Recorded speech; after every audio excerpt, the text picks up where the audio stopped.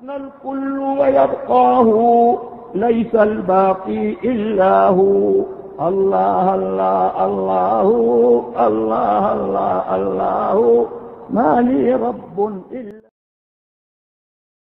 بسم الله الرحمن الرحيم. إنا أنزلناه في ليلة القدر وما أدراك ما ليلة القدر ليلة القدر خير من 1000 شهر تنزل الملائكة والروح فيها بإذن ربهم من كل أمر سلام هي حتى مطلع الفجر.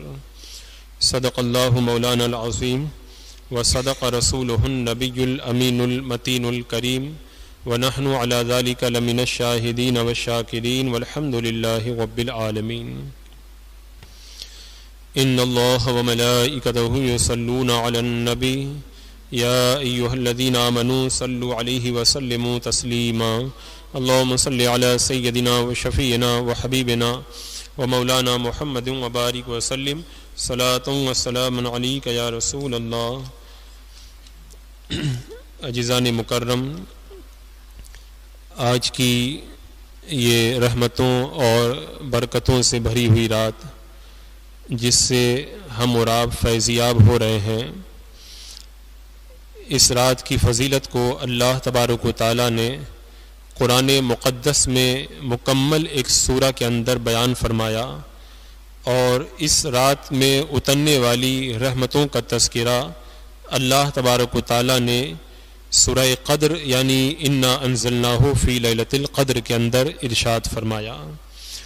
آج کی یہ مقدس شب ایسی مقدس رات ہے کہ صرف ہمارے لیے نہیں بلکہ آسمان پر فرشتوں کے لیے آج کی رات عید کی رات کہلاتی ہے، اور اللہ نے جتنی بھی راتیں بنائی ان ساری راتوں میں سب سے افضل رات ربیع الاول شریف کی وہ 12ویں شب ہے، جس مقدس رات میں ہم سب کے آقا و مولا حضور اکرم سید عالم صلی اللہ تعالی علیہ وسلم ہم گنہگاروں کے درمیان جلوہ افروز ہوئے، یعنی عید میلاد النبی صلی اللہ علیہ وسلم کی مقدس شب۔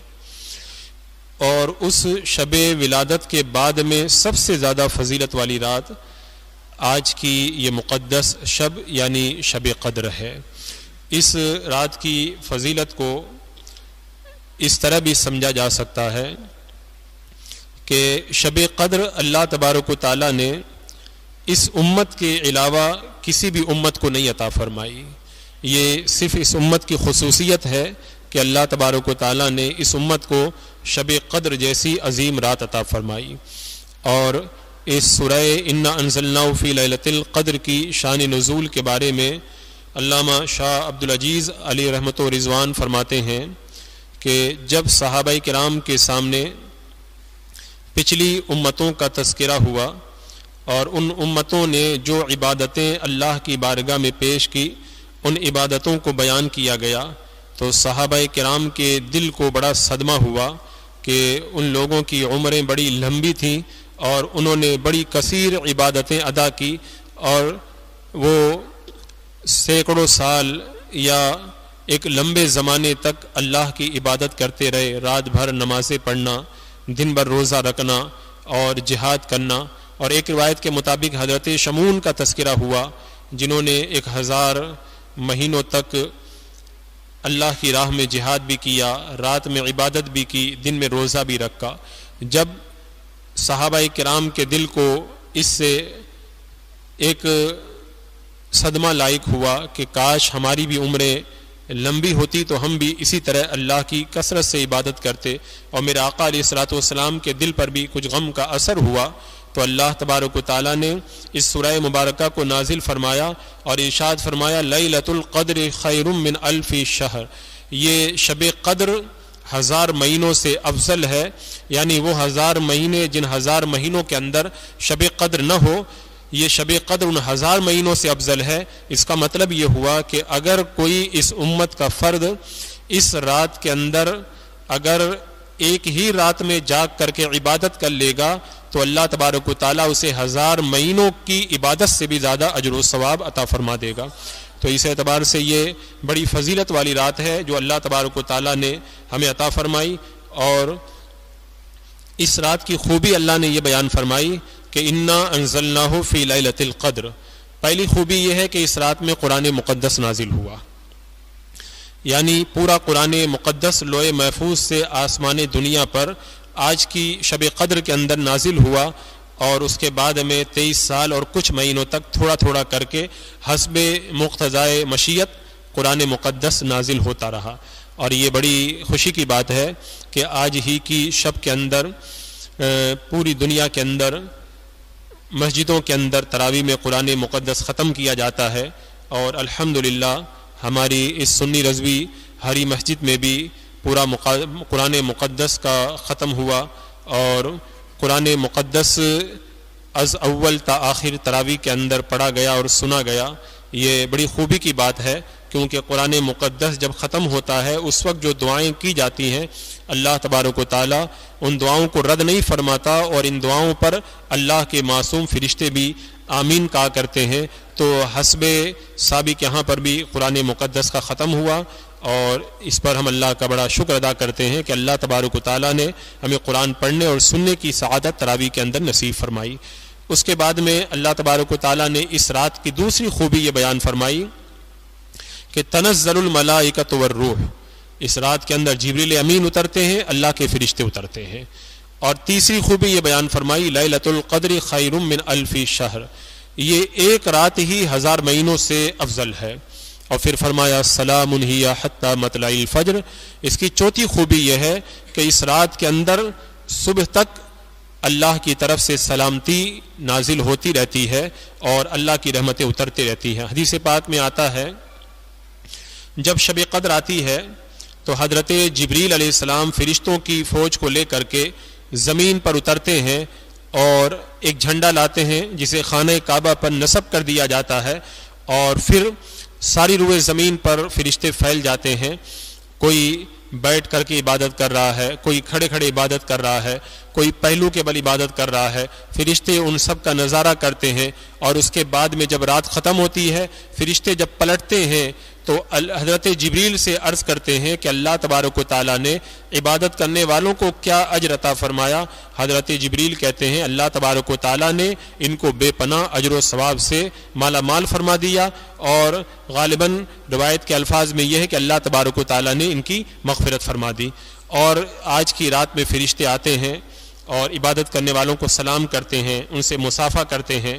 اور ایک روایت میں یہاں تک آیا کہ پچھلے سال جو شب قدر میں عبادت کر رہے تھے فرشتے آ کر کے گئے، جن کو عبادت میں مصروف دیکھا سال بھر تک ان کے لیے دعائیں مغفرت کرتے رہے، ان کے لیے رحمت کی دعا کرتے رہے. اب اس سال جب آئے تو جن لوگوں کو انہوں نے دعا کے اندر مصروف نہیں دیکھا ان کے لیے انہوں نے دعا کرنا چھوڑ دیا.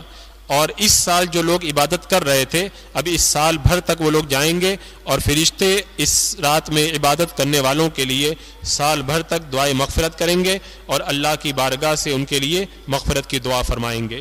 میرے آقا صلی اللہ تعالیٰ علیہ وسلم نے اسی لیے ارشاد فرمایا کہ جب شب قدر ہوتی ہے تو جبریل علیہ السلام فرشتوں کی جماعت کے ساتھ اترتے ہیں اور ہر اس شخص پر جو کھڑا ہوا یا بیٹھ کر کے ذکر کر رہا ہے اس پر رحمت بھیجتے ہیں، یعنی اللہ کی بارگاہ میں دعائیں کرتے ہیں. تو یہ بڑی سعادت مندی ہے کہ حضرت جبریل علیہ السلام دعا کریں تو اللہ تبارک و تعالیٰ کی رحمتیں ہمارے اوپر نازل ہوں. اور ایک حدیث پاک میں اللہ کے رسول علیہ السلام نے ارشاد فرمایا جو بندہ شب قدر میں ایمان اور اخلاص کے ساتھ میں عبادت کرے گا اللہ تبارک و تعالیٰ اس کے پچھلے سارے گناہوں کو معاف فرما دے گا. اور فرمایا کہ جو شخص شب قدر سے محروم رہا گویا کہ وہ تمام بھلائیوں سے محروم رہا. یعنی جو بندہ شب قدر پائے اور اس رات کے اندر عبادت نہ کرے اللہ کے رسول علیہ السلام نے فرمایا وہ ساری بھلائیوں سے محروم ہے. اور فرمایا کہ جس نے شب قدر میں صبح ہونے تک عبادت کی تو اللہ کے رسول نے فرمایا وہ مجھے رمضان کی تمام راتوں میں عبادت کرنے سے زیادہ پسندیدہ ہے. حضرت سیدہ فاطمۃ الزہرا خاتون جنت رضی اللہ تعالیٰ عنہا نے اللہ کے رسول علیہ السلام کی بارگاہ میں عرض کیا یا رسول اللہ جو شب قدر کے اندر قیام کرنے کی طاقت نہ رکھے نماز وغیرہ نہ پڑھ سکے تو وہ کیا کرے؟ تو اللہ کے رسول علیہ السلام نے ارشاد فرمایا کہ وہ تکیہ لگا لے، یعنی کسی بھی طرح وہ بیٹھ کر کے عبادت کر سکتا ہے اس طرح بیٹھ جائے اور بیٹھ کر کے اللہ کی عبادت میں مصروف ہو جائے۔ حضرت سیدہ عائشہ صدیقہ ام المومنین رضی اللہ تعالی عنہا نے اللہ کے رسول علیہ السلام سے پوچھا، یا رسول اللہ مجھے شب قدر مل جائے تو میں کیا کروں؟ تو اللہ کے رسول علیہ السلام نے فرمایا اگر شب قدر پا جاؤ تو یہ دعا پڑھو، اللہم انک عفو تحب العفو فاعف عنا یا کریم۔ آپ حضرات اس دعا کو خوب کثرت سے پڑھیں آج کی رات میں، اللہم انک عفو تحب العفو فاعف عنا یا کریم، اللہم انک عفو تحب العفو فاعف عنا یا کریم۔ زیادہ نہیں تو کم سے کم آج کی رات میں اس دعا کو 100 مرتبہ ضرور پڑھ لیں۔ شب قدر کا یہ خاص تحفہ ہے جو حضرت سیدہ ام المومنین عائشہ صدیقہ رضی اللہ تعالی عنہا کے توسط سے اللہ کے رسول علیہ السلام نے اپنی امت کو عطا فرمایا، لہذا اس تحفے کو قبول کریں اور آج کی رات میں کثرت سے اللہ کی بارگاہ میں یہ دعا کریں، اللہم انک عفو تحب العفو فاعف عنا یا کریم۔ اور عزیزان مکرم، آج کی رات کی ہمیں قدر کرنا ہے، کیونکہ خود اللہ تبارک و تعالیٰ نے اس رات کو قدر والی رات فرمایا ہے۔ یہ اور بات ہے کہ قدر کا یہاں پر مختلف معنی ہے۔ قدر کا ایک معنی یہاں پر یہ بھی ہے کہ قدر والی امت کو یہ قدر والی رات اور قدر والی کتاب اللہ نے عطا فرمائی اور قدر والے فرشتے اس رات کے اندر اترتے ہیں۔ اور عربی زبان میں قدر کا معنی تنگی کے بھی آتے ہیں، تو اس کا ایک معنی یہ بھی ہو گیا کہ آج کی رات میں فرشتے اتنے زیادہ اترتے ہیں کہ زمین تنگ پڑ جاتی ہے۔ اور بھی علماء کرام نے مختلف وجوہات اس کی بیان فرمائی۔ تو آج کی رات کی ہمیں قدر کرنی ہے، ایسا نہ ہو کہ آج کی رات ہم لوگ گپے مار کر کے یا موبائل پر ٹائم پاس کر کے گزار دیں۔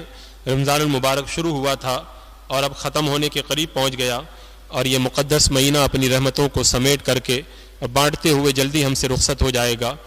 یہ بڑا افسوس ہوتا ہے، ایسا مقدس مہینہ اللہ تبارک و تعالیٰ نے ہمیں عطا فرمایا، اس کے باوجود بھی گلیوں میں ہمارے نوجوانوں نے ٹائم پاس کر کے ان راتوں کو گزار دیا۔ کچھ لوگوں نے موبائل کے اندر اور سوشل میڈیا کے اندر مصروف رہ کر کے راتوں کو برباد کر دیا۔ ایسی مقدس راتوں میں نے دیکھا کہ رات تک، بلکہ سحری کے وقت جو اللہ کی بارگاہ میں دعا کے قبول ہونے کا وقت ہوتا ہے، جو ہے جگہ جگہ کئی نوجوان لڑکے اور لڑکیاں موبائل لے کر کے بیٹھے ہوئے ہیں، ٹائم پاس کر رہے ہیں۔ اپنی زندگی کی آپ حضرات قدر کریں، یہ زندگی ہمیشہ ایسے ہی باقی نہیں رہے گی، اور آج ہم یہاں پہ ہیں اور جلدی آنے والے وقت کے اندر ہم لوگ اپنی قبروں میں رہیں گے، اور پھر مرنے کے بعد میں ایک لمبا سفر ہم کو طے کرنا ہے خدا کی بارگاہ میں پہنچنے کے لیے، میدان محشر کے لیے۔ خدا کے لیے اپنے آپ پر رحم کریں، اپنی زندگیوں کو ضائع نہ کریں۔ یہ مقدس راتیں جو کچھ مل رہی ہیں ان کی قدر کریں، اور جو رمضان کے چند دن بچ گئے ہیں ان کی قدر کرتے ہوئے زیادہ سے زیادہ ان راتوں میں عبادت کریں۔ آج کی رات میں سب سے بڑا وظیفہ تو یہی ہے کہ اگر آپ کی نماز قضا ہیں تو زیادہ سے زیادہ اپنی قضا نمازوں کو ادا کریں۔ اس کے بعد میں اگر قضا نمازیں آپ کے ذمہ باقی نہیں ہیں تو کثرت سے آج کی رات میں نفل نماز ادا کریں۔ نفل نماز کا کوئی خاص طریقہ نہیں، جیسے اور دنوں میں نفل نماز پڑھی جاتی ہے ویسے ہی پڑھنا ہے۔ اگر ہو سکے تو آج کی رات میں صلاۃ التسبیح ایک مرتبہ ضرور پڑھ لیں۔ یہ 4 رکعت والی نماز ہے۔ ابھی چند دن پہلے میں نے اس کا طریقہ تفصیل سے بتایا تھا، جو جماعت رضائے مصطفیٰ کرلا کی ویب سائٹ پر یوٹیوب کے اندر آپ حضرات سن سکتے ہیں۔ اس کے اندر میں نے صلاۃ التسبیح کا طریقہ تفصیل سے بتایا ہے۔ آپ حضرات اس تسبیح کو، اس نماز کو آج کی رات میں پڑھنے کی کوشش کریں۔